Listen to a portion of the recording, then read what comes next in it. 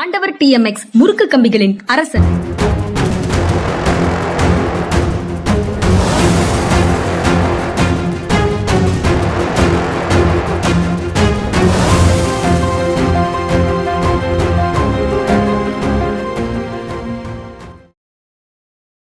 வணக்கம். இது மனிதா சார். வணக்கம் சார்.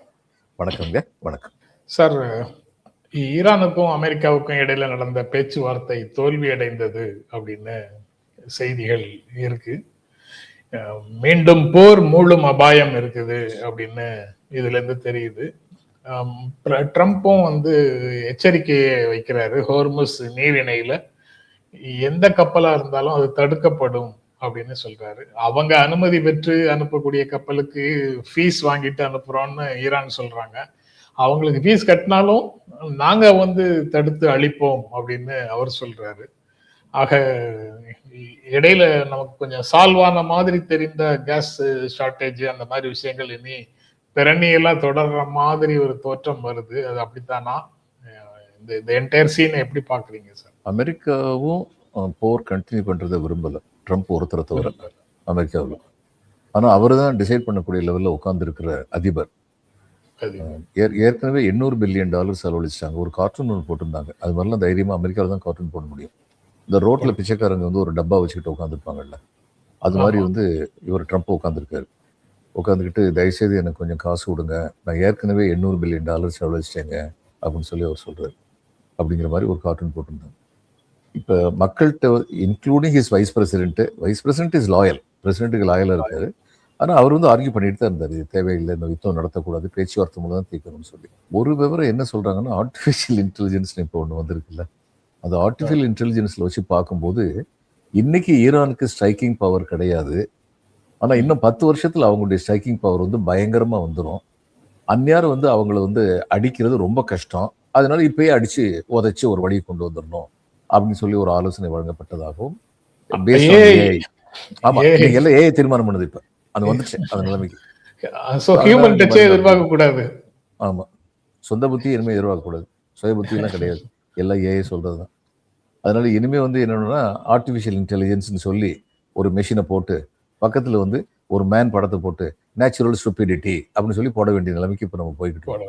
ஆனா இங்க ஹோர்முஸ் ஒரு இன்டர்நேஷனல் வாட்டர் வேஸ், அதாவது எல்லா பக்கமுமே தவறுகள் இருக்கு. அவங்கவுங்களுக்கு முடிஞ்ச அட்வான்டேஜை பயன்படுத்திக்கிறாங்க. ஹோர்முஸ் இன்டர்நேஷனல் வாட்டர் வேஸ், அதுல தடுத்து நிப்பாட்டுறதுக்கும் ஈரானுக்கு அதிகாரம் கிடையாது, அதுல வரி வசூலிக்கிறதுக்கும் ஈரானுக்கு அதிகாரம் கிடையாது. ஆனா அவங்க இன்னைக்கு அப்படி செய்யறாங்கன்னா, தார்மீக ரீதியாக அதை எதிர்த்து பேசக்கூடிய வல்லமை அமெரிக்காவுக்கு கிடையாது. அவங்களுக்கு இந்த அடி அடிச்சிருக்காங்க அமெரிக்கா. அப்புறம் இவங்க அமெரிக்காட்ட இவங்க காம்பன்சேஷன் கேட்டு 2 கேட்டிருக்காங்க. நியூக்ளியர் ப்ரோக்ராமை நாங்கள் நிப்பாட்ட மாட்டோம் அவங்க சொல்றது. இதுல நியூக்ளியர் ப்ரோக்ராமை நாங்கள் பீஸ் டைம் பர்பஸுக்கு மட்டும்தான் யூஸ் பண்ணணும்னு உறுதியா சொல்றதுக்கு இவங்க ரெடியா இல்லை. அவங்க பீஸ் டைம் பர்பஸுக்கு மட்டும் யூஸ் பண்ணுன்னு கேட்கறதுக்கு அவங்களும் ரெடியா இல்லை. ஏன்னா அப்படி ஒரு அஷூரன்ஸ் கொடுத்தாலுமே அதுக்கப்புறம் பீஸ் டைம்ல இருந்து வார் டைமுக்கு போறது ரொம்ப ஈஸி. அதனால 2 பேருமே அதுல ரெடியா இல்லை. ஈரானுக்கும் இது is a question of survival. அவங்களுடைய நாடு ரொம்ப பாதிக்கப்பட்டிருக்கு இந்த யுத்தத்தினால. ஒரு 25 வருஷம் அவங்க கட்டுமானத்தில் இவன் பிஸியா இருக்கணும் அப்படிங்கிறது. அதனாலதான் 94,000 லட்சம் கோடி ரூபாய் எங்களுக்கு காம்பன்சேஷன் கொடுங்க, நீங்க தான் இதை வேட்டில் அனாவசியம் உருவாக்குனீங்க அப்படின்னு சொல்லியிருக்காங்க. அதுக்கப்புறம் போர் நிறுத்தம்ங்கிறது லெபனானையும் கவர் பண்ணணும்னு கேட்டிருக்காங்க. அது அமெரிக்கா அதை பத்தி பேசல, நாங்க உங்களை பத்தி மட்டும்தான் பேச போறோம்னு சொல்றாங்க. ஆனா Israel on its own Lebanon கூட நாங்க பேச்சுவார்த்தை தயாரா இருக்கும்னு சொல்லியிருக்காங்க. அப்ப அமெரிக்கா மறைமுகமா இஸ்ரேல் சொல்லியிருக்கலாம், ஒன்னால எனக்கு ரொம்ப இது போல அப்படின்னு சொல்லியிருந்திருக்கலாம். அதனால நான் நினைக்கிறது என்னன்னா, இன்னும் பேச்சுவார்த்தை தொடரும். கொஞ்ச நாள் கொஞ்சம் ஃபோர்ஸ் அப்ளை பண்ணுவாங்க, மறுபடியும் பேச்சுவார்த்தைக்கு வருவாங்க. ஏன்னா 2 நாடுமே போர் தொடர்றது விரும்பல. ஆனால் இவர் சொல்றாருல, இதுல ஹோர்முஸ்ல இருந்து வர்ற எந்த கப்பலையும் நான் தடுத்து நிப்பாட்டுவேன் ட்ரம்ப் சொன்னார்னா, உலகத்துல எல்லாருடைய விரோதத்தையும் சம்பாதிச்சுக்கிடுவார். அதான் உண்மை. அதை நோக்கி தான் நகருதா தெரியல. பட் இடையில பீஸ் இருக்கும், அப்பப்போ தாக்குதல் மட்டும் இருக்கும். முன்னால மாதிரி ஃபுல் ஃபிளெட்ஜ்டு நெருக்கடி இருக்காது அப்படின்னு அர்த்தமா சார்? இல்ல, ஃபுல் ஃபிளெட்ஜ் நெருக்கடிக்கு அமெரிக்கா தன்னை தயார்படுத்திக்கிற நிலைமையில் இன்னைக்கு இல்லை. ஏன்னா அவங்க இவன்ட்ட நேட்டோ கண்ட்ரீஸ்ல கேட்டாங்க, அவன் போயான்னு சொல்லிட்டு போயிட்டாங்க. அதுல ஸ்பெயின் ரொம்ப தெளிவாகவே சொல்லிட்டாங்க, இது இஸ் நாட் அவர் வார், நீங்களா ஒரு யுத்தத்தை ஆரம்பிக்கிறது, அதுக்கப்புறம் எங்களை அந்த யுத்தத்துல சேர்ந்து கொண்டு சொல்றது எந்த விதத்துல நியாயம்னு சொல்லிட்டு போட்டாங்க. இங்கிலாந்து முதற்கொண்டு நீங்க எங்களுடைய தளங்களை பயன்படுத்திக்கலாம், மற்றபடி நாங்க இந்த வாரில் சம்மந்தமா இருக்க மாட்டோம் அப்படின்னு சொல்லிட்டாங்க. பொதுவாக European Union is against it on many ways. ஏன்னா இவர் தான் அங்க போய் இன்னொரு நாட்டையே வந்து கபலீகரம் பண்ணணும்னு சொல்லி பார்த்தார்ல அந்த நாட்டுல. ஆமா. அதனால தொடர்ந்து வந்து ஒரு பெரிய நீண்டகால யுத்தம் நடத்துவதற்கு அமெரிக்காவால முடியாதுங்க. ஒரு பைலட் இறந்து போனா அல்லது ஒரு கிரவுண்ட் லெவல் சோல்ஜர் இறந்து போனா அமெரிக்காவில் ஏற்படுற விளைவுகள் ரொம்ப விபரீதமா இருக்கும். ஏற்கனவே அங்க கேட்க ஆரம்பிச்சிட்டாங்க, நீயே வியட்நாம் போருக்கு போகாம சமாளிச்சுக்கிட்டு இருந்தவன், காலில் வீக்கம் அதுன்னு சொல்லினவன், இப்பதான் உனக்கு மகன் இருக்கான்ல அவன் அனுப்ப வேண்டியதானே அப்படின்னு கேட்க ஆரம்பிச்சிட்டாங்க. ஆனா இதுல எல்லாத்துலயும் வந்து நமக்கு ஒரு பெரிய பாடம் ஒன்று இருக்கு. பெரிய அரசியல் விழிப்புணர்வு இருப்பதாக கருதப்படுகின்ற அமெரிக்காவில் கூட சட்டத்தின் வழியாக பிரசிடென்ட் ஆயிட்டு அந்த சட்டத்தை தன் இஷ்டப்படி வளைக்கிற ஒருத்தனை உடனடியா அவங்களால எதுவும் செய்ய முடியும். அப்ப இந்தியா மட்டும் பண்ண முடியும், அதிருப்தியை வெளிப்படுத்த முடியும். ஆனா செயல்பாட்டுல ஒரு மாற்றத்தை கொண்டு வர்றது அவர் நினைச்சாதான் முடியும். அது போன்ற நபர்களை எந்த சூழல்லையும் எந்த இடத்துலையும் தேர்வு செய்து விடக் கூடாது. தேர்வு செய்து விடக் கூடாது. ஏற்கனவே தேர்வு செஞ்சவங்க என்ன பண்ண போறாங்கன்னு தெரியல. செஞ்சவங்களை என்ன செய்யறது? அந்த மாதிரி இன்னொரு இஷ்யூ சார் லோக்கல்ல. முதலமைச்சர் ஸ்டாலின் வந்து இந்த நெல் சாகுபடி ஊக்கத்தொகை கொடுக்க வேண்டாம்னு ஒன்றிய அரசு சொல்லிச்சு, இது விவசாயிகளுக்கு எதிரானதுன்னு பேசியிருந்தாரு. அப்படி அவர் பேசியது உண்மைக்கு புறம்பானது. தமிழ்நாடு விவசாயிகளை திசை திருப்புற மாதிரி அவர் பேசுறாருன்னு ஒன்றிய நிதியமைச்சர் நிர்மலா சீதாராமன் சொல்றாங்க. நாங்க என்ன சொன்னோம் அப்படின்னு அவங்க விளக்கமும் சொல்றாங்க. நெல்லுக்கு ஊக்கத்தொகை வழங்க வேண்டாம்னு நாங்க சொல்லல, ஆனா சஜஷன் தான் கொடுத்தோம். தமிழ்நாட்டுக்கு மட்டும் இல்ல, எல்லா மாநில தலைமைச் செயலாளர்களுக்கும் தான் அந்த தகவல் அனுப்பணும். மாநில அரசுகள் வழங்கும் ஊக்கத்தொகை கொள்கைகளை தேசிய முன்னுரிமைகளுடன் ஒருங்கிணைக்க வேண்டும் என்ற ஆலோசனை தான் அது அப்படின்னு சொல்றாங்க. ரொம்ப பிரமாதமா இருக்கு சார், அது ரொம்ப பிரமாதமா இருக்கு. நீங்க இண்டிபெண்டா ஒண்ணும் செய்ய முடியாது, தேசிய முன்னுரிமைகளோட ஒருங்கிணைக்க வேண்டும் அப்படின்னு சொல்றாங்க. அவங்க நெல் பயிரிடுவதற்கு முக்கியத்துவம் கொடுக்க வேண்டாம், வேறு பல்வகை பயிர்களை ஊக்குவிப்போம்னு தேசிய திட்டம் இருந்ததுன்னா தமிழ்நாடு நெல் பயிரிடுதலை ஊக்குவிக்க கூடாதுன்னு அதுல அர்த்தம் வருது. அப்படித்தானா சார்? நான் தப்பா புரிஞ்சிருக்கேன்? அப்படித்தான். அதான் ஸ்டாலின் சொன்னார்ல, சரி கடிதத்தை வெளியிட தயாரா அப்படின்னு கேட்டார். இவங்க வெளியிட வேண்டியதானே இப்ப?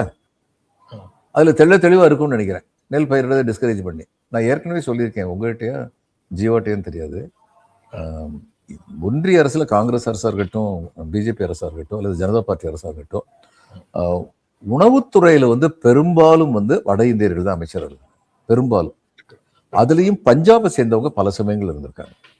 அப்ப இந்த வீட்டுக்கு வந்து ஊக்கத்தொகை கொடுக்கறது ரொம்ப ஈஸியா நடந்துடும். நெல்லுக்கு ஊக்கத்தொகை வந்து அந்நேரமே நம்மளை கசல் எடுத்துருவாங்க, அவ்வளவு லேசா நடக்காது. அப்ப இன்னைக்கு மாநிலங்கள் இது மாதிரி ஊக்கத்தொகை கொடுக்கறது, இப்ப அமெரிக்கா மாதிரி பெரிய நாட்டுல விவசாயிகளுக்கு ஊக்கத்தொகை கொடுத்தாங்க விவசாயம் பண்றாங்க. என்ன விவசாயம் அங்க லாபகரமான தொழில் இல்ல, பல பயிர்கள் வந்து அவங்க ஊக்கத்தொகை தான் கொடுக்குறாங்க. இது அரசாங்கம் எதுலயுமே தலையிடக்கூடாது. Doing business is not the business of government அப்படின்னு அமெரிக்காவை பாரு, லண்டனை பாரு, நமக்கு இங்க வந்து ஏராளமான அறிஞர்கள் வகுப்பு எடுப்பாங்களே சார். எடுப்பாங்க. ஒரு அமெரிக்கன் பிரசிடென்ட் சொன்னாரு ஒரு காலத்துல வந்து, பல நாடுகள் வந்து கேட்டுச்சு, what is America's business in interfering with several global nations. பல உலக நாடுகளுடைய இதுல விவகாரத்துல அமெரிக்கா மூக்கை எதுக்காக நுழைக்குது, வாட் இஸ் தேர் பிசினஸ் அப்படின்னு கேட்டாங்க. அதுக்கு அவர் பதில் சொன்னாரு, simple gentleman, America's business in interfering with all these nations is business அப்படின்னா ரொம்ப சுருக்கமா சொன்னார். அதுதான் அந்த நாடு. ஆமா ஆமா, அதுதான் அந்த நாடு. அப்போ நம்ம நாட்டுக்கு வந்தோம்னா இவங்க சொல்றது, அதாவது சொல்றது இப்படி எல்லாம் திசை இருப்பதுக்கு முயற்சி பண்ணாங்கன்னா, அது ஸ்டாலின் ரொம்ப சிம்பிளா போட்டார். சரி நீங்க இவ்வளவு பேச வேண்டாங்க, நீங்க அந்த கடிதத்தை வெளியிடுங்களேன் பாத்துருவோம் அப்படின்னு கேட்கிறாரு. இப்ப அவங்க கடிதத்தை வெளியிடுவாங்களா? இப்போ பிசினஸ் அப்படின்னு சொன்னார்ல சார், சொல்றாங்கல்ல பதில், அது அமெரிக்காவோட பிசினஸ் அப்படின்னு சொல்றாங்க, அல்லது அமெரிக்காவோட நலன் அப்படின்னு சொல்றாங்க. அமெரிக்காவோட பிசினஸ் அல்லது அமெரிக்காவின் பிசினஸ், ரெண்டு. அமெரிக்காவின் பிசினஸ். ஓகே, அமெரிக்க அரசு வந்து எந்த பிசினஸும் பண்ணல. அப்போ அமெரிக்க பிசினஸ், அமெரிக்க நலன் அப்படின்னு சொல்வதற்கு பின்னால இருக்கக்கூடிய நலன் யாருடைய நலன்? இங்க இந்தியன் பிக் பிசினஸ்.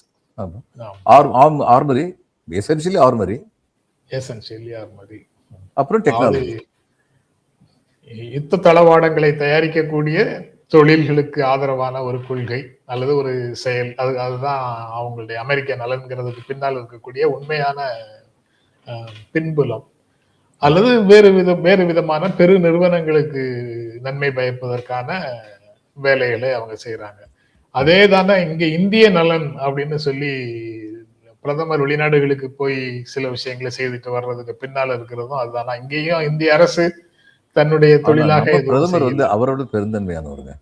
நீங்க அவரை குறைச்சி மதிப்பிடாதீங்க. அவர் அமெரிக்கா வந்து அமெரிக்கன் அதிபர், அமெரிக்கன் பிசினஸ் இன்ட்ரெஸ்ட்டை பத்தி மட்டும்தான் பேசினார். நம்ம பிரதமர் செய்யறது வந்து Indian business interest, American business interest ரெண்டையும் சேர்ந்து தான் பாக்குறாரு. ரெண்டையும் சேர்த்து பாக்குறாரு. அந்த அளவுக்கு பெருந்தன்மையானவர்.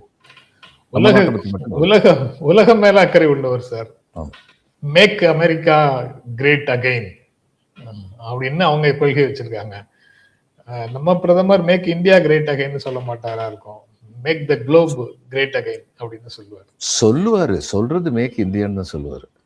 மேக் இந்தியா செய்யறது வந்து அதையும் மிஞ்சி செயல் வந்து அதை விட வேற மாதிரி இருக்கு. ரஃபேல் விமானங்கள் போன போர்க்காலத்துல அதுங்களை விட திறமையாக சைனீஸ் விமானங்கள் வந்தது அப்படின்னு ஆர்ம் எக்ஸ்பர்ட்ஸ் அத்தனை பேர் சொல்றாங்க. நம்ம பாகிஸ்தான் வந்து சைனா ஏர்ஃபேர் பயன்படுத்தினாங்க. நம்முடைய ரஃபேல் வந்து ஒரு ரஃபேல் வந்து அவங்க வந்து கிரவுண்ட்ல இருக்க ஒரு ரஃபேல அங்கிருந்து அடிச்சாங்க அப்படின்னு சொல்றாங்க. இன்னொன்னு பாகிஸ்தான் ஜெனரல் ஒருத்தர் வேர்ல்டு மீடியாவில் சொல்லியிருக்காரு, அவங்க ரஃபேல் இருக்கிற அந்த இவங்க வந்து பைலட்ஸ் வந்து இந்தியன் பைலட்ஸ் ஒருத்தருக்கு வந்து பேசிக்கிட்டு இருக்கு, அத்தனை எங்களுக்கு கேட்டுச்சு இந்த பாருங்க அப்படின்னு சொல்லி கான்வர்சேஷன் வந்து வெளியில சொல்றாரு. இவ்வளவும் பண்ணதுக்கு அப்புறமும் மறுபடியும் 110 ரஃபேலுக்கு வந்து நம்ம வந்து ஆர்டர் கொடுத்துருக்கோம். என்னுடைய கேள்வி எல்லாம் அவங்க அந்த குறைகளை வந்து சரி பண்ணிட்டாங்களா? நம்ம வந்து ஏர் சுப்பீரியாரிட்டியோட இருக்க முடியுமா? இது ரொம்ப முக்கியமே நமக்கு, நம்ம டிஃபென்ஸுக்கு. இதுக்கெல்லாம் எதுக்கும் பதில் கிடையாது. நீங்க சுப்ரீம் கோர்ட்ல போட்டு வாங்கிக்கீங்க சார் தடைய அப்படின்னு தான் சொல்றாங்க. சுப்ரீம் கோர்ட் கிளியர் பண்ணிடுச்சு அப்படின்னு சொல்றாங்க. சுப்ரீம் கோர்ட் 10 வருஷம் கழிச்சு கிளியர் பண்ணது தப்புன்னு சொல்லும். அதுக்குள்ள டேமேஜ் முடிஞ்சிடும். இப்ப ரிசர்வேஷனுக்கு எகெயின்ஸ்டா இருந்த ஒரு நீதிபதி, அந்த ஓபிசி ரிசர்வ் எதிராக இருந்தவர் 10 வருஷம் 15 வருஷம் ரிட்டையர் ஆனதுக்கு அப்புறம் சொல்றாரு, இல்ல இந்த ரிசர்வேஷன் நடந்ததுனால நாட்டுடைய ஒருங்கிணைந்த வளர்ச்சி எப்படி போய்கிட்டு இருக்குங்கிறத நான் பார்த்துக்கிறேன். அதனால இதை பற்றிய நம்முடைய பழைய கண்ணோட்டங்கள் மாற வேண்டிய காலத்தின் கட்டாயத்தில் இருக்கிறோம்னு சொன்னார் 10-15 வருஷம் கழிச்சு. ஆனா அன்னைக்கு அவர் என்ன ஆர்டர் போடுறதோ அதானே செல்லும். அதே மாதிரி ரஃபேலுக்கு இன்னைக்கு என்ன ஆர்டர் போடுறாங்களோ அதானே செல்லும். 15 வருஷம் கழிச்சு அனுமதி வந்துச்சுன்னா அவரு அரசாங்கத்தினுடைய பழைய அணுகுமுறை மாறணும்னு சொல்றாரா இருக்கும் சார். அவர் தன்னுடைய அணுகுமுறை மாறணும்னு சொல்லியிருக்காரா தெரியலையே. ஜுடிஷியருடைய அணுகுமுறை மாறணும், ஜுடிஷியரியுடைய நம்முடைய அவுட்லுக் மாறணும். எங்க ஜுடிஷியரிங்க 1947 இருந்து இன்னைக்கு வரைக்கும் 53 + 26 79 வருஷத்துல உச்ச நீதிமன்றத்திலும் உயர் நீதிமன்றங்களிலும் உள்ள நீதிபதிகளில் ஏறக்குறைய 80-90 விழுக்காடு வெறும் 500 குடும்பங்கள்ல இருந்து வந்துகிட்டு இருக்காங்கன்னு ஒரு புள்ளி சொல்றாங்க. அந்த 500 குடும்பங்கள் வந்தாலும் அவங்க எல்லாம் ஸ்டேட்டஸ் கோயிஸ்டா இருக்கிறதுக்கான வாய்ப்புகள் ரொம்ப அதிகம். எஸ்டாப்ளிஷ் ஆர்டர் இருக்குன்னு நினைக்கிற வாய்ப்புகள் அதிகம். இப்ப நான் கேட்கிறேன், இந்த 500 குடும்பங்களுக்கு மற்ற குடும்பங்கள்ல இருந்து திறமையான வக்கீல்கள் இல்லையா நீதிபதியா கொண்டு வர்றதுக்கு? பட்டியலத்தை சேர்ந்தவங்க, பிற்பட்ட இனத்தை சேர்ந்தவங்க, இவங்கெல்லாம் பட்டியலத்தை சேர்ந்தவங்கிறதுக்காக கொண்டு வராதிங்க.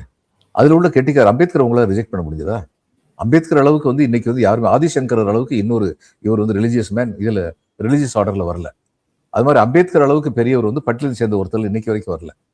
ஆனா அவங்க அடுத்த லெவல்ல உள்ளவங்க எத்தனையோ பேர் இருக்காங்களே, இந்தியா பூரா இருக்காங்களே. தமிழ்நாடு கேரளாவும் மட்டும்தான் இந்த பட்டியலத்தை சேர்ந்தவங்களை அனுப்பிட்டு. அதுக்கு என்ன காரணம்ங்கிறத யோசிக்கணும். ஆனா இவங்க நிர்மலா சீதாராமன் சொல்லியிருக்கக்கூடிய கருத்து இன்னும் நிறைய கான்ட்ரோவர்சியலா இருக்கிற மாதிரி தெரியுது சார். அது கான்ட்ரோவர்சியா தேச நலனாங்கிறது நீங்க விளக்கம் சொன்னா நல்லா இருக்கும்னு நினைக்கிறேன். தேச நலன்ல அக்கறை கொண்டு ஆக்கப்பூர்வமாக செயல்படுறதுக்கு பதிலா தங்களுடைய குறுகிய சுயநல அரசியல் ஆதாயத்துக்காக திட்டமிட்டு திசை திருப்பும் நடவடிக்கைகள்ல ஸ்டாலின் ஈடுபடுகிறார் அப்படின்னு ஒரு ஸ்டேட்மெண்ட். தேசம் தீர்வுகளை தேடும் போது திமுக சர்ச்சைகளை உருவாக்குகிறது. ஒன்றிய அரசு ஆக்கப்பூர்வமான ஒத்துழைப்பை நல்கும் போது திமுக அதை தேர்தல் அரசியலுக்காக சுரண்ட பார்க்கிறது. ஏங்க இந்த தொகுதி சீரமைப்பு எப்படி நடக்க போகுது? பெண்கள் ரிசர்வேஷன் வந்து எந்த பாப்புலேஷன் கன்சிடரேஷன்ல கொண்டு வர போறீங்க? தொகுதி சீரமைப்பு 1971 பாப்புலேஷன் 50% கூட்டுவோன்னு சொல்றது எந்த பாப்புலேஷன் கிரைட்டீரியா? 1971 பாப்புலேஷன் 2026 இதெல்லாம் பத்தி எதுவுமே சொல்லாம நாங்க கூட்டம் போறோம்னு மட்டும் சொல்றாங்களே. யாரு இங்க வந்து சிக்கலை உருவாக்கிட்டு இருக்குது? நிர்மலா சீதாராமனுடைய கட்சியா அல்லது ஸ்டாலினுடைய கட்சியா? நாங்க கொண்டு வர போறோம்னு சொல்லிட்டா நீங்க உடனே கண்ணை மூடிட்டு ஆதரிக்கத்தானே கண்ணை சார் மூடிட்டு செய்யணும். ஆதரிக்கணும். ஆதரிக்கணும். நீங்க பதிலுக்கு கேள்வி கேட்டீங்கன்னா நீங்க சர்ச்சைகளை உருவாக்குகிறீர்கள் அப்படின்னு தான் அர்த்தம். தேச நலனுக்கு விரோதமாக சர்ச்சைகளை உருவாக்குகிறீர்கள்னு தான் அர்த்தம் ஆகுது. கூட சேர்ந்துக்கணும். கூட சேர்ந்துட்டு அவங்கள மாதிரி நாங்களும் கொஞ்சம் பண்ணிக்கிறோம் அப்படின்னு சொல்லிடணும். எந்த பிரச்சனையுமே கிடையாது. இந்த நம் நாடுங்கிற படத்துல இவரு ரங்காராவ்ட்டு வந்து அவர் ஒருத்தர் சேர்மனா உட்கார வச்சிருந்திருப்பாரு. தங்கவேலுன்னு சொல்லுவாரு. இவரை சேர்மேன் ஆக்குனீங்க, அவர் சேர்மேனாவும் இருந்தாரு, சில்லறையும் சேர்த்துக்கிட்டாரு. எனக்கு 2 பொண்ணுங்க கல்யாணத்துக்கு தயாரா காத்துக்கிட்டு இருக்கு. நீங்க பெரிய மனசு வச்சு என்னைய சேர்மேன் ஆக்குனீங்கன்னா கண்ணுங்க கல்யாணத்தையும் முடிச்சிருவேன், சில்லறையும் சேர்த்துக்கிடுவேன். ரொம்ப வெளிப்படையா அவர் வந்து பேசுவார். இதுக்கு மேல பேச முடியாது. அதற்கு அடுத்தபடியாக பாரதிய ஜனதா கட்சி நாட்டினுடைய பன்முகத்தன்மைக்கே சவால் விடுகிறது அப்படின்னு முதலமைச்சர் சொல்லியிருக்கிறாரு. தமிழ்நாட்டினுடைய உரிமைகளை திமுக விட்டு கொடுக்கிறது அப்படின்னு எடப்பாடி கே பழனிசாமி அவருடைய பிரச்சார கூட்டத்துல சொல்றாரு. இந்த பன்முகத்தன்மைக்கு சவால் விடுகிறது அப்படின்னு பல்வேறு விஷயங்களை வச்சு நம்ம பேசி இருக்கிறோம். இப்ப இந்த கான்டெக்ட்ல எப்படி சார் அது? இப்பயும் அதைத்தான் பண்ணிட்டு இருக்காங்க. இப்ப நான் ஒரே ஒரு கேள்வி தான் திரும்ப திரும்ப கேட்டுட்டு இருந்தேன். திருப்பரங்குன்றத்துல இவ்வளவு பெரிய இது வந்து போராட்டத்தை கிளப்பி விட்டது யாரு? பிஜேபி தான் கிளப்பி விட்டாங்க. மக்கள் ஆதரவு அதுக்கு இருக்குன்னு திரும்ப திரும்ப சொன்னாங்கல்ல, அது உண்மைனா? ஒரு அப்பாவி நீதிமன்றத்துக்கு போனாரு சார். நீதிமன்றத்திலிருந்து அந்த தீர்ப்புல இருந்து இதெல்லாம் தொடங்கியது. ஆமாங்க, நீதிமன்ற தீர்ப்பு தொடங்குச்சு. ஆனா அடுத்து வந்து இவங்க என்ன சொன்னாங்க? அதுக்காக ஏ ராஜா வந்து இவரு பிஜேபி ராஜா வந்து என்ன சொன்னாரு? ஆமா, மலை எங்களோடது, கந்தர் மலை எங்களுடையது, இன்னொரு அயோத்தி, தமிழ்நாட்டின் அயோத்தி இது அப்படின்னு சொன்னார். அப்படியே சொன்னாரு. இவ்வளவுலாம் சொன்னாங்கல்ல. அப்போ மக்களுடைய பேராதரவு இதுக்கு இருக்கும்னா அவங்க திருப்பூரம் தொகுதியை கேட்டு வாங்கியிருக்க வேண்டியதானே? ஏன் அதுல கண்டெஸ்ட் பண்ணாம ஓடுறாங்க? அதனால சட்டப்பூர்வமாக செல்லாமல், நீதி நெறிமுறைகளின் வழியில் செல்லாமல், பொய் பிரச்சாரங்களின் மூலம் கிளர்ச்சிகளை ஏற்படுத்தி அதன் மூலம் ஏதாவது ஆதாயம் தேடிவிட்டு அதன் மூலம் பதவியை பிடித்துவிட்டு தொடர்ந்து நாம் நம்முடைய இந்தியா யூனிட்டியை பத்தி கவலைப்படாமல் யூனிஃபார்மிட்டியை பத்தி மட்டும் கவலைப்படுவோம் அப்படிங்கிறத அவங்களுடைய கொள்கை. அதைத்தான் ஸ்டாலின் சொல்றாரு. இந்த நாட்டுடைய பன்முகத்தன்மையை அவங்க கெடுத்து குட்டிச்சோராக்கிட்டு இருக்கு. திரு கோவில்களின் நகரங்கள் அப்படின்ற இடங்கள்லாம் கோவில்கள் முக்கியமான கோவில்கள் இருக்கக்கூடிய தொகுதிகள் எல்லாம் கிட்டத்தட்ட அவங்க வாங்கி கண்டெஸ்ட் பண்ணிட்டு தான் சார் இருக்காங்க. அதை வாங்கியா அல்லது அவங்களுக்கு ஒதுக்கிட்டாங்களா தெரியல.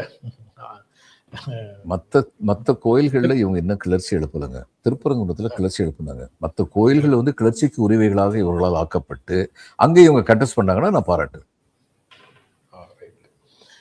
திருப்பரங்குன்றத்துல கிளர்ச்சி எழுப்புனாங்க, கிளர்ச்சிக்காக முயற்சி பண்ணாங்க, ஆனா சக்சஸ்ஃபுல் ஆகல, மக்கள் நிராகரித்தார்கள். ஆமா, ஆனா அங்க போட்டியிடல. திருவண்ணாமலையிலேயோ நான் ஒண்ணு சொல்றேன் சார். இப்ப நான் சொல்றது வந்து பல பேருக்கு வந்து இது வந்து ஒரு அதிர்ச்சியாகவோ அல்லது ஆமோதிக்க முடியாததாவோ இருக்கலாம். ஒரு கேள்வி இவற்றை வந்து எழுப்பப்பட்டது ஆட்சியர்கிட்ட. நான் உத்தரவு போட்டதுக்கு அப்புறம் நீங்க எப்படி 144 போடலான்னு கேள்வி எழுப்பப்பட்டது. நான் அந்த ஆட்சியர் லெவலில் இருந்தேன்னு நான் சொல்லுவேன், தங்கள் உத்தரவு மேன்மையானது, நீதிமன்றத்தின் உத்தரவு மதிப்பிற்குரியது, மக்களுடைய உயிரும் அந்த அளவுக்கு மேன்மையானது. இந்திய அரசியலமைப்பு சட்டத்தின்படி நான் மாவட்ட ஆட்சியராக இருப்பது என் மக்கள் நலனை காப்பதற்கு. இந்த இடத்தில் மக்கள் நலனை காப்பது என்றால் இந்த 144 போட வேண்டும் என்றால் அந்த 144 போட்டு விட்டுவிட்டு உடனடியாக உங்களிடம் நான் வந்திருக்க வேண்டும். நான் உடனடியாக வராமல் இருந்தது வேண்டும் என்றால் தவறாக இருக்கலாம். ஆனால் நான் 144 போட்டது தவறு இல்லை. இதுதான் உண்மை. கல்கட்டால பஸ் ரூஃபுக்கு மேல உட்கார்ந்து டிராவல் பண்றது சர்வசாதாரணம். ஏன்னா போதுமான அளவு பஸ் இல்லை. ஹவுராவும் கல்கட்டா வந்து பிரிட்ஜ் மூலம் இணைக்கப்பட்டது. அதனால கல்கட்டா பஸ் வந்து பெரும்பாலும் ஹவுரால இருந்து நாங்க பாதி ஹவுரால இருந்து நாங்க பெர்மிட் கொடுப்போம். நான் தான் டிஸ்ட்ரிக்ட் கலெக்டரா இருந்தேன். அப்ப என்னுடைய ஆர்டிஓட்ட கேட்டபோது அங்க ஒரு சிஸ்டம் ஒன்று இருந்துச்சு, டிபி அப்படின்னு. டிபின்னா டெம்பரரி பெர்மிட், 3 மாசத்துக்கு மட்டும். இந்த 3 மாசம் மட்டும் டெம்பரரி பெர்மிட்டே வச்சு ஓட்டிக்கிட்டு இருந்தாங்க. ஏன்னா ஒவ்வொரு டெம்பரரி பெர்மிட் இஷ்யூ பண்றதுக்கும் 500 ரூபா 600 ரூபா வாங்கலாம். பெர்மனண்டா பெர்மிட் கொடுத்துட்டு அதுக்கப்புறம் வந்து அந்த வருமானம் நின்று போயிடும். நான் சொல்லிட்டு டெம்பரரி பெர்மிட் அத்தனை பெர்மனன்ட் பெர்மிட்டா மாத்திருங்க, 1 மாசத்துக்குள்ள மாத்திருங்க. அடுத்தது வந்து இன்னும் எத்தனை பஸ்ஸுகள் பேருந்துகள் தேவைப்படுவீங்க அப்படின்னு சொல்லி எஸ்டிமேட் பண்ணி என்கிட்ட சொல்லுங்க, நம்ம புதுசா வந்து பெர்மிட் கொடுப்போம். இதுக்கு ஒருத்தர் ஹைகோர்ட்ல கேஸ் போட்டிருந்தார். ஒரு பஸ் ஓனர், பஸ் உரிமையாளர் சங்கத்திலிருந்து ஒருத்தர் சூஸ் பண்ணி அனுப்பி வச்சிருந்தாங்க. அவர் கேஸ் போடுறாரு, எங்க எல்லாம் போயிடும், நஷ்டத்தில் நாங்க தெருவில் போய் நின்றோம், இது மாதிரி ஒரு புது பெர்மிட் கொடுக்கணும்னா. இதுக்கு எனக்கு நோட்டீஸ் வந்தது. நான் அங்கே போய் நின்னேன். அந்த ஹைகோர்ட் ஜட்ஜி வந்து என்கிட்ட ரொம்ப காட்டமாக பேசினார். நீங்கள் நினைச்சபடியெல்லாம் பெர்மிட் கொடுப்பீங்களா அப்படின்னு. நான் நிதானமாக சொன்னேன், இல்லை நினைச்சபடி பெர்மிட்ல தேவையான அளவுக்கு பெர்மிட் கொடுக்கணும். இப்போ தேவையான அளவு பெர்மிட் இருக்கு உங்களுக்கு எப்படி தெரியும் அப்படின்னாரு. நீங்களோ நானோ ஹவுரா தெருக்களில் போய் நின்னோம்னா பஸ்ஸுகளில் வந்து எப்படி பிரயாணம் பண்ணுறாங்கன்னு தெரியும். கூரை மேலே ஏறி ஜனங்கள் வந்து பிரயாணம் பண்ணுறாங்க. ஏன் அந்த அளவுக்கு வந்து தேவை இருக்கு. அதனால கொடுத்தேன் சார்.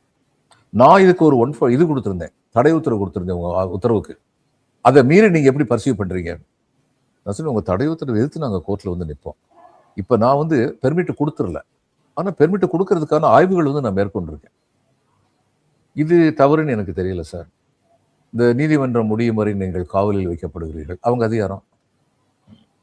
நான் ஒன்று இவர் என் அடிஷனல் எஸ்பி என் கூட வந்திருந்தாரு பாதுகாப்பா.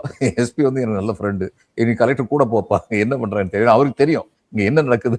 போலீஸுக்கு இவரோட ஐஏஎஸோட நல்ல விவரம் தெரியும். அவர்கிட்ட நான் கேட்டேன், நீதிமன்றம் முடிகிற வரைக்கும் காவல் வைக்கணும்னு என்ன அர்த்தம் அப்படின்னாரு. உட்கார வச்சு டீயும் பிஸ்கட்டும் கொடுப்பாங்க சார், சாப்பிடுங்க சார், முடிச்சுட்டு நம்ம வீட்டுக்கு போவோம். இந்த மாதிரி ஒரு நேர்மையா நடக்கணும்னா சரி, நான் நேர்மையா நடந்தா எனக்கு இவ்வளவு சொந்தம் வருமே, நான் இதுக்கு நேர்மையா நடக்கணும் அப்படின்னு நினைக்கிறவங்க இருக்காங்க. அப்படி நினைச்சா நீங்க எதுக்கு ஐஏஎஸ்க்கு ஐபிஎஸ்க்கு வர்றீங்க? சில சமயம் நேர்மையா இருந்தா தொந்தரவு வரத்தான் செய்யும். ஐஏஎஸ் ஐபிஎஸ் மட்டும் இல்ல சார், எந்த சர்வீஸ்லயும். ஆமா, உங்க ஜேர்னலிஸ்ட் இல்லையா சார்? இன்ஃபேக்ட் ஐஏஎஸ் ஐபிஎஸ்க்கு உள்ள ப்ரொடெக்ஷன், என்ன ப்ரொடெக்ஷன் ஜேர்னலிஸ்டுக்கு இருக்கு? எதுவுமே கிடையாது. நேர்மையா வந்து ஃபைட் பண்றவங்களை வந்து ஜெயில கொண்டு உத்தரப்பிரதேசல வந்து இவன் அந்த கேரளா ஜேர்னலிஸ்ட் ஒருத்தர் உள்ள வச்சிருந்தாங்கல்ல, என்ன நியாயம் இது? சித்திக் காப்பனா உள்ளதுக்கு வச்சிருந்தாங்க. பெண்கள் வந்து விலை கொடுத்து வாங்கப்பட்டு கடத்தப்படுகிறார்கள், அவர்கள் விலை மாதர்களாக மாற்றப்படுகிறார்கள் நியூஸ் வந்த உடனே ரொம்ப வருஷத்துக்கு முன்னாடி இந்தியன் எக்ஸ்பிரஸ் இவர் ஒருத்தர், அவர் ஏதோ பெண்களை விலைக்கு வாங்குற ஒரு மாதிரி போய் நடிச்சு ஒரு பெண்ணுக்கு வந்து பணம் கொடுத்து அந்த பெண்ணை மீட்கிறதுக்கான, இந்த பெண்ணிட்ட விவரம் தெரிஞ்சு எத்தனை பேர் எங்கெங்கெல்லாம் இது நடக்குதுன்னு சொல்லி பார்த்து ரிப்போர்ட் போட்டதுக்கு போலீஸ் வந்து பொண்ணை விலைக்கு வாங்கினா அப்படி இவர் மேல கேஸ் போட்டாங்க. ஆமா, ஒரு 20-30 வருஷத்துக்கு முன்னாடி இந்தியன் எக்ஸ்பிரஸ் ரிப்போர்ட்டர் வருது. தமிழ்நாட்டுக்கு வர வேண்டிய எந்த நிதியையும் ஒன்றிய அரசு தடுத்து நிறுத்தவே இல்லை. நிதியை வழங்குறதுக்குன்னு சில விதிமுறைகள் இருக்கு. ஏற்கனவே பெற்ற நிதியை நீங்க என்ன செய்தீங்க அப்படிங்கிறதுக்கு கணக்கு காட்டணும். அதையெல்லாம் செய்யாம நிதியை ஒன்றிய அரசு முடக்குகிறது அப்படின்னு சொல்றது ஒரு விஷமத்தனமான பரப்புரை அப்படின்னு சொல்றாங்க. யூபிஎஸ்சி எல்லாம் பாஸ் பண்ணவர் தான் சொல்றாரு. அதனால எல்லாத்துக்கும் ஒரே ஒரு, அந்த யூபிஎஸ்சி பாஸ் பண்ண அவர் வந்து நிதி மேலாண்மை எப்பயுமே கையாடல. அவர் அவருடைய வேலை வேற வேலை. தமிழ்நாட்டில் சில அதாவதுங்க நிதி கொடுக்கும்போது சில வரம்புகள் உண்டு. கொடுத்த நிதியில இந்த அளவுக்காவது பெர்சன்டேஜ் யூட்டிலைஸ் பண்ணிட்டீங்களா அப்படின்னு கேட்டுதான் அடுத்த இன்ஸ்டால்மெண்ட் கொடுக்கணுங்கிறது நார்மலா உள்ள ஒரு விதிமுறை. சில விஷயங்கள்ல தமிழ்நாடு அரசு வந்து முழுக்க ரிப்போர்ட் கொடுக்காம இருந்திருக்கலாம். நான் ஒரே ஒரு கேள்விதான் கேட்பேன் இந்த மாதிரி ஒரு கேட்கும்போது, நீங்க மற்ற எந்த மாநிலத்திலையும் இதே யார்ஸ்டிக்கை ஃபாலோ பண்ணீங்களா? நீங்க இன்னும் ரிப்போர்ட் கொடுக்கல அதனால பணம் ரிலீஸ் பண்ண மாட்டோம் அப்படின்னு ஃபாலோ பண்ணீங்களா? எனக்கு நிர்வாகத்திலோட அனுபவத்தின் காரணமா சொல்றேன், அங்க வந்து ஒரு கண்ணில் வெண்ணெய் இன்னொரு கண்ணில் சுண்ணாம்புன்னு சொல்லி பிஹேவியர் நடக்கும். அவங்க ஆட்சி புரிகிற மாநிலங்கள்ல இந்த கேள்விகள் கேட்காமல் நிதி வழங்கப்படும். அதுக்கான வாய்ப்புகள் இருக்கு. அப்ப இந்த கேள்வி அவர் வந்து பதில் சொல்லட்டும். ஒண்ணு. இன்னொன்னு, தமிழ்நாடு அரசு வந்து மற்ற பல மாநிலங்களை விட ரொம்ப ரொம்ப ரொம்ப குயிக்கானவங்க. இவங்களுடைய அட்மினிஸ்ட்ரேட்டிவ் கட்டுமானம் நான் பல இடங்களில் சொல்லியிருக்கேன். நிர்வாக கட்டுமானங்கிறது தமிழ்நாட்டில் இருக்கிற அளவுக்கு பல மாநிலங்கள், ஆந்திராவில் இருக்கு, கம்பைன்ட் ஆந்திராவில் இருந்தது, பல மாநிலங்களில் கிடையாது. அதனால இவங்களுக்கு அப்படி ஒரு கோளாறு வந்ததுன்னா உடனடியாக அதை சரி பண்ணிடுவாங்க. ஒரு கேள்வி வந்ததுன்னா உடனடியாக சம்மந்தப்பட்ட அதிகாரிக்கு அனுப்பி அந்த இதை வந்து ரிப்போர்ட் அனுப்புங்கன்னு சொல்லி அனுப்பி விரைவில் வந்து இவங்க வந்து அந்த ரிப்போர்ட் வந்து கொடுத்துருவாங்க. அப்படி கொடுக்காம ஏதாவது இருந்ததுன்னா இவங்க பேச வேண்டியதுதான், அதுக்கு தமிழ்நாடு அரசு பதில் சொல்ல வேண்டியதுதான்.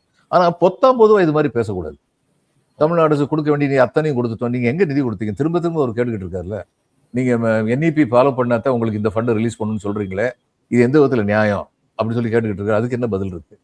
அடுத்து இன்னொன்னு என்ன சொல்றாங்க? டிமாண்ட் இருக்கு. ஆமா, அதாவது குறிப்பிட்ட கேள்விக்கு இவங்கிட்ட குறிப்பிட்ட பதில் வரவே வராது. பொதுவா ஏதாவது பேசிக்கிட்டே இருப்பாங்க. இதுதான் திரும்ப நடக்குது. என்ன சொல்றாரு? இது என்ன டெல்லியை பத்தி எதுக்கு பேசுறீங்க? தமிழ்நாட்டு அசம்பிளி எலெக்ஷன் தானே. இது என்ன என்டிஏக்கும் தமிழ்நாட்டுக்கும் இடையே உள்ள போராட்டம்னு ஏன் சொல்றீங்க? எத்தனை தரம் தான் உங்ககிட்ட சொல்றது? நீங்க பண்ற காரியங்கள் வந்து திமுகவை மட்டுமா பாதிக்குது? தமிழ்நாட்டை பாதிக்குது. தமிழ்நாட்டு மக்கள் பிஜேபி பக்கம் உள்ள வெறுப்புக்கு காரணம் என்ன? நீங்க திமுகவை எதிர்த்து அரசியல் பண்ணல, தமிழ்நாட்டை எதிர்த்து அரசியல் பண்றீங்க. இதுதான் அடிப்படை காரணம். இதுக்கு திரும்ப திரும்ப பதில் சொல்லிட்டே இருக்கணுமா? இல்ல, இந்திய அமைப்பு மேல அவங்களுக்கு நம்பிக்கை இல்லாம இருக்கு போல இருக்கு. தமிழ்நாடு தனியாகவா இருக்கு? தமிழ்நாடு இந்திய அரசமைப்புக்கு உள்ளதான ஒரு மாநிலமாக இருக்கு. அப்ப மாநிலத்துக்குள்ள நடக்கிறது எல்லாம் இந்தியாவினுடைய நீட்சியாகத்தானே இருக்கும். இந்திய அது மட்டும் அரசியலுடைய இல்லைங்க, நீட்சி தானே. மாநில நிர்வாகம் செவ்வனே நடைபெறுவதற்கு சட்டப்படி செய்ய வேண்டிய செயல்களை மத்திய அரசு செய்யாமல் இருக்கிறது. இதுதான் அடிப்படை. அப்ப நீங்க வந்து உங்க மிஸ்டேக்னால எங்க நிர்வாகம் பாதிக்கப்படுதுன்னா, உங்க மிஸ்டேக்கை பத்தி நாங்க பேசாம இருக்க முடியுமா? தமிழ்நாட்டுக்குள்ள மட்டுமே குண்டு சட்டிலேயே குதிரை ஓட்ட முடியுமா? ரொம்ப முக்கியமானது ஒரு கேள்வி சார். அது நீங்க இப்ப முன் வச்சிருக்கிறது. அதோட நிகழ்ச்சி நிறைவு செய்திடலாம். நாளைக்கு தொடர்ந்து பேசுவோம் சார். ரொம்ப நன்றி. வணக்கம் சார். வணக்கம்.